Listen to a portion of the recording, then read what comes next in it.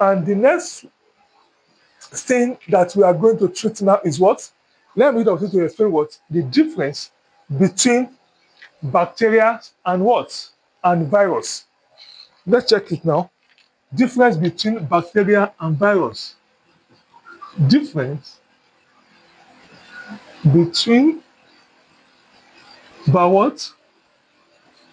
Bacteria and virus. Or difference between virus and what? Bacteria. So let us look at what difference between bacteria and what? And virus.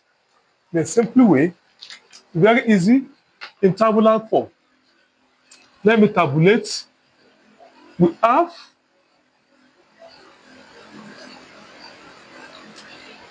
virus here. Virus, and this side we have what? Bacteria. Now, the first difference between the virus and the bacteria is this. As we all know that is what? The bacteria is a prokaryotic cell, is a living cell. But virus is a what? Is not living.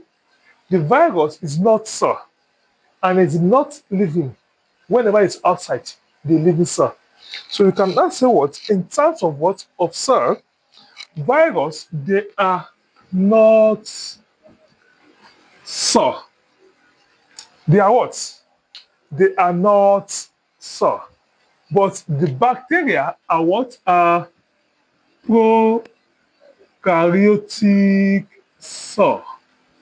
So that's the first what? Difference between the bacteria and what? And the virus. The second one is what? In terms of their what? Of their size.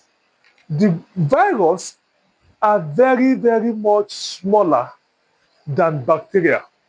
The size, the range of the size of what? Of virus is between 20 nanometer to 30 nanometer. Where the size of bacteria is from what? 1000 nanometer upward. So we cannot say what? In terms of what? Of their size, this one, they are much smaller. In terms of their size, is between what? 20 nanometer to what? 30 nanometer. But here, they are larger than this. But what is what? The range of this? 10,000 nanometer or more than that. So that is what? The size of what? Of what? Bacteria. In terms of body components, the virus are comprised of what? Of a protein coat called capsid. And the capsid is made up of smallest unit called capsomere. And the capsomere in a virus are bound together by covalent bond to form capsid. The capsomere also comprises of smallest unit called photometer. So this virus consists of protein coat called capsid and genetic material. But this bacteria, they have cell wall, they have cell membrane, they have cytoplasm, they have ribosome and flagellum. So here we can say what? Consists virus of a protein. Well, what? Protein coat called capsid and genetic what? What? Material. But in a bacteria, you will see that what? This bacteria, they have cell wall. Have cell wall. Bacteria, they have cell membrane. Bacteria, they have cytoplasm. In fact, they also have ribosome. And some also have what? Flagellum. But in case of what? Of a beatable virus, we have protein coat called capsid, which surround the genetic material. And the next difference is this virus, they are non-living unless inside a host cell. Virus, they are what? Non-living, except they are inside the what? A host cell, they will become a living cell. They become a living and they will replicate. But this man, they are living organism.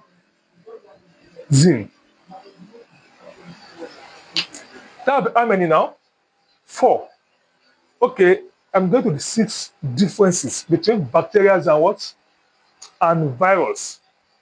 The next one is in terms of reproduction. Look at virus.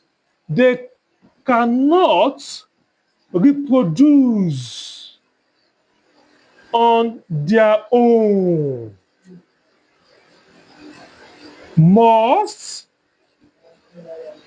invade a host cell for reproduction. The virus cannot reproduce on their own. They will invade a host cell to reproduce. Check the life cycle of virus. We have done that. But bacteria reproduce independently by binary fission. The next one is in terms of genetics what material. The virus, they have either DNA or RNA, never both. So virus have either DNA or RNA. Please note, never what? Both. But here, have what? Both DNA and RNA. The next one is the virus cannot be treated by antibiotics. We use antibiotics to treat bacteria, but the virus can be treated by antiviral drug or vaccine. So we can say what? Virus, this can be what?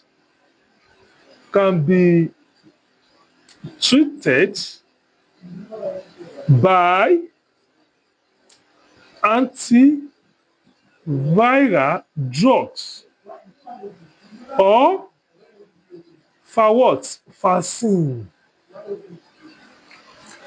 But bacteria can what? Can be treated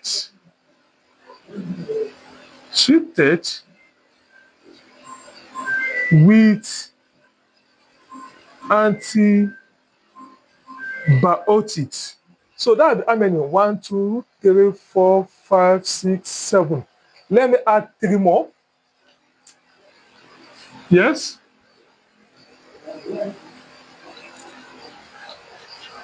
Virus, in terms of locomotion, you know that what? Some bacteria, they can what? They can move due to the presence of what? Of flagellum. But the virus, they cannot what? They cannot move. Under virus here, I can say what? Virus do not move, yes, on their own. But bacteria, you know, they have flagellum. You can have what? Some have what? Flagellum. Some have flagellum and can what? And can move. So bacteria can move because of the presence of flagellum. The virus, they cannot what? They cannot move. In terms of metabolism, the virus, you know, they are not living. They don't have cytoplasm. You cannot say what? Virus do not have metabolism.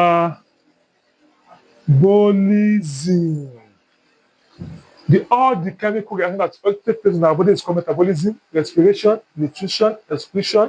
Virus does have it due to the lack of cytoplasm, but bacteria have metabolism. All the reaction that take place in what in cytoplasm is called metabolism. The last one, let me give you an example. Example of what? Of virus we have HIV, we have influenza virus, we have Ebola virus, we have corona virus. Example of what? Of bacterial virus, we have E. coli, we have staphylococcus, staphylococcus,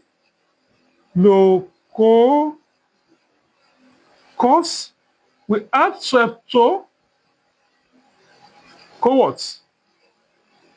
streptococcus.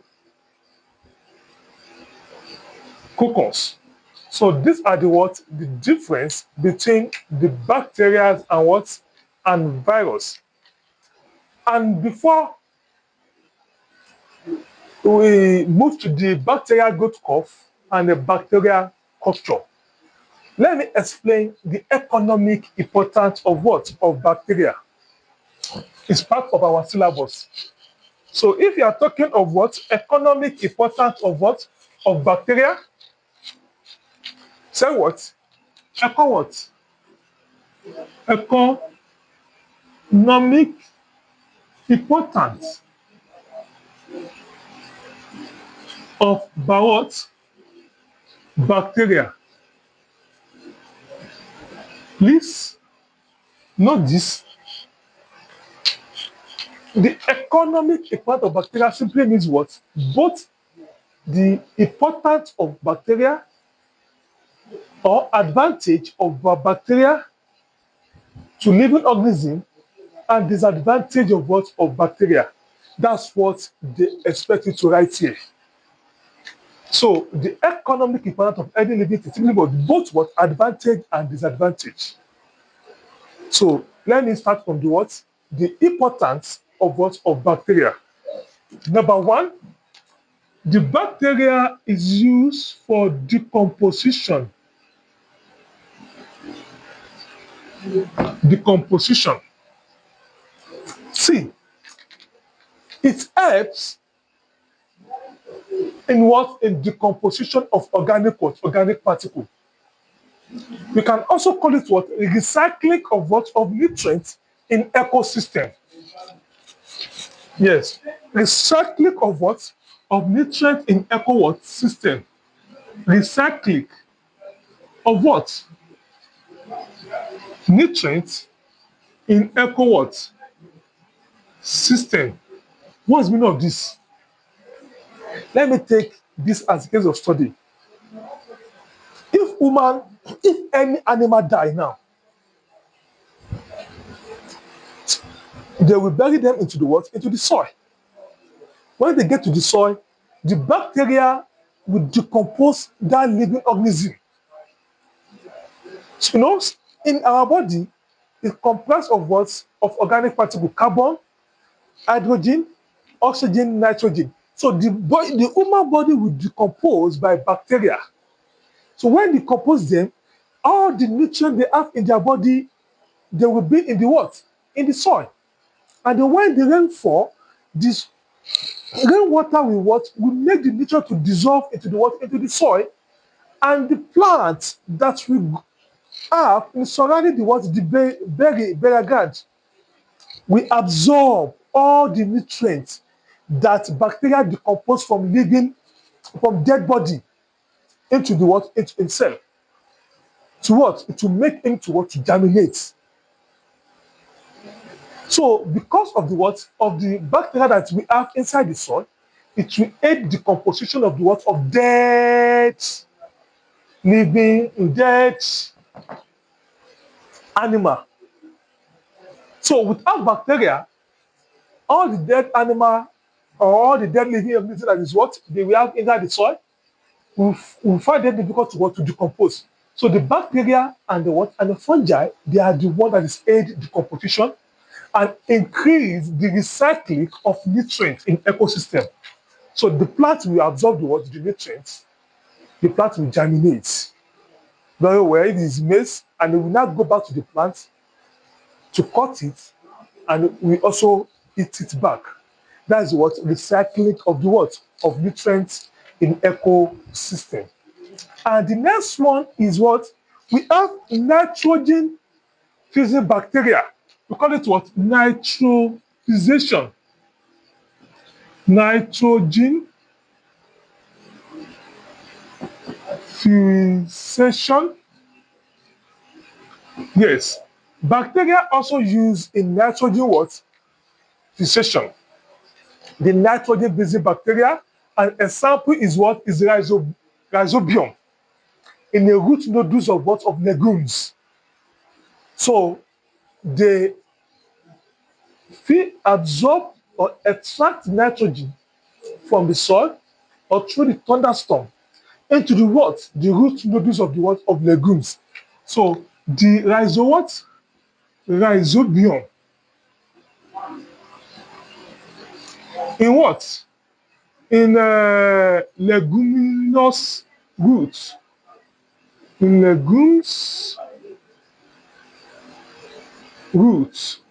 So the function of what? Of rhizobium bacteria in legumes roots is what? It helps it to fix nitrogen. So the next economic importance or the advantage of nitrogen of a bacteria now to living thing is also aid in digestion of what? Of food. Bacteria, they also aid in digestion of what? Of food in human. An example of what? Of bacteria that is help us to digest food in what? In our intestine, we have Escherichia coli. In what? E. coli in human intestine. It aids digestion in what? In human what? Intestine. And the bacteria, we also use them in what? In food production. Example, in production of what? Of ergot. So we can also use bacteria in food what? Production. Example is what? Yogurt. Yogurt. About what kind of bacteria we use in yogurt is the lactobacillus. Lacto what? Bacillus is a bacteria that we use in the fermentation of what? Of yogurt. And the next one, under important, all these, they are advantage of bacteria to living organism. We also have in use it in what? In a biotechnology. In bio what? Technology. See, we use bacteria in genetic engineering.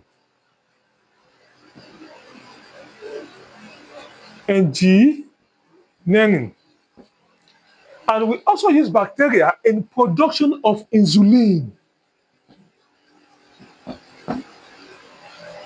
Insulin is an hormone that's produced from islets of Langerhans, which regulates the digestion of what of glucose in our body. But the artificial insulin can be produced in biotechnology by using what? Bacteria. So we can use bacteria for production of what? Of insulin hormone. And the next one is what? We can also use bacteria in a sewage treatment and disposal. We can use what? Yes. Bacteria in what? Sewage disposal and what? And through what? Treatment. Composition of waste. So in our sewage system, bacteria is very, very essential to what? To us. If you are asked to mention the importance of bacteria, these are the necessary importance of bacteria or advantage of bacteria. These are the. And I will now add two disadvantages of bacteria to it. Look at what are the disadvantages of bacteria. We all know that is what the bacteria cause diseases. So we can say what? Bacteria cause plant disease. Right, Abi? We can also say what? Bacteria cause animal the what? Disease. What kind of disease the bacteria cause in animal? Tuberculosis, typhoid fever, gonorrhea. So most of the what? STC, sex transmitted disease, comes from the what? Bacteria. Tuberculosis is a bacterial disease. Gonorrhea, bacterial disease. The common typhoid fever is what? Is bacterial disease. In the what? In the GIT of what? Of woman. And the bacteria can also cause food spoilage of the food. Cause food what? Spoil what? Spoilage. So these three, they are disadvantage of what? Of bacteria. And these five, they are, or six, they are advantage of bacteria. If I now combine the two together, all these, they are economic importance of what? Of bacteria. Before I move to the what? Bacterial growth, let me add this. How are we going to control bacteria in our environment? Controls of what? Of bacteria. So we can control bacteria in our environment by applying these following methods. The first one, we have, let me say, control of what? Of bacteria. Number one, we have by sterilization.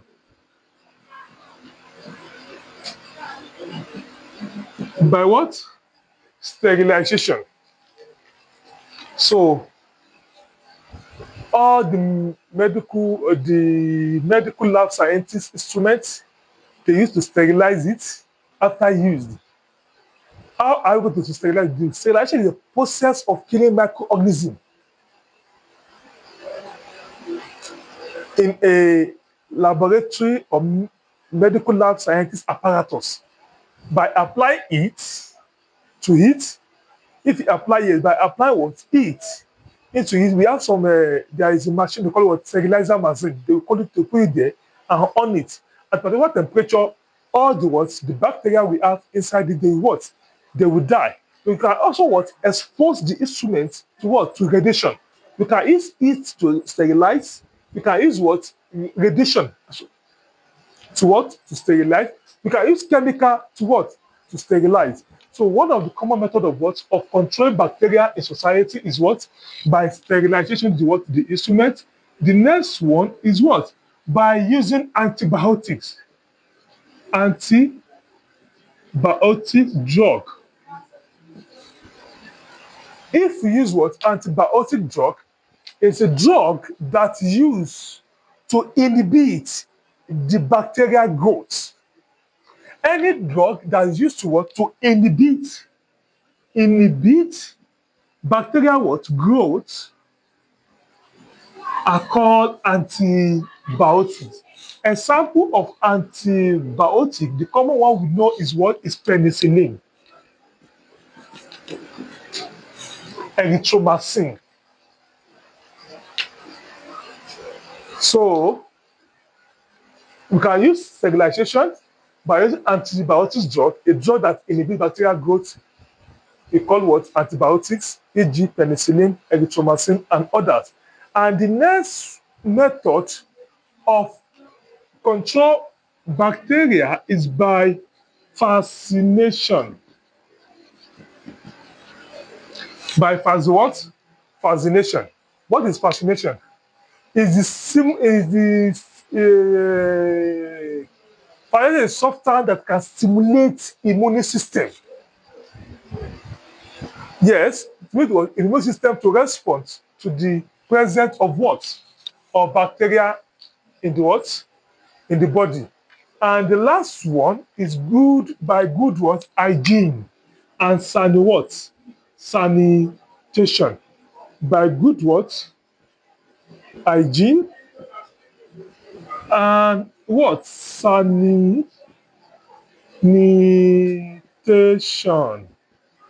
So by good hygiene and sanitation, so at the end of this class now, I will use water to wash and soap to wash my hands. So it's one of the words of good hygiene and sanitation. By drinking what? Clean water is one of the words of hygiene and sanitation. By eating safety food. Those are the common method of controlling bacteria in our society. So let's move to the what? The bacterial growth curve and the bacterial culture.